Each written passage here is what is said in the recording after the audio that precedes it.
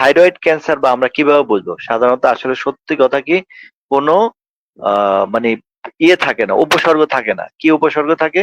উপসর্গ একটাই, গলার সামনে থাইরয়েড গ্রন্থিটা একটু নোডিউল বা একটা দানাকৃতি হয়, একটু নোডিউল হয়ে যায়, এটাই থাকে। কিন্তু কোনো প্রতিক্রিয়া নাই, কোনো উপসর্গ নাই। ওই ক্ষেত্রে আমরা কি করি?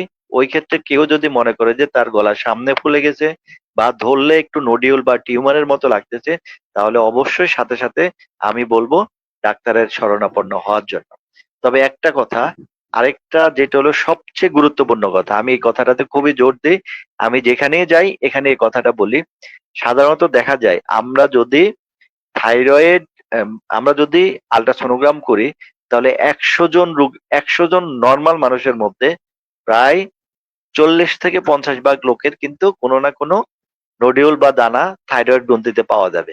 এটা খুবই ছোট, কারো ৪ মিলিমিটার, কারো ৫ মিলিমিটার, মানে সাবসেন্ট্রিক মানে ১ সেন্টিমিটারের নিচে। অনেক সময় কিন্তু মানে ইনসিডেন্টাল বলি আমরা, হঠাৎ করে ইনসিডেন্টালি কারো গলায় একটা আল্ট্রাসোনোগ্রাম করলো, অথবা কেউ একটা সিটি স্ক্যান করলো অন্য কারণে, দেখা গেল যে থাইরয়েড গ্রন্থিতে ছোট্ট একটা দানা হয়ে আছে।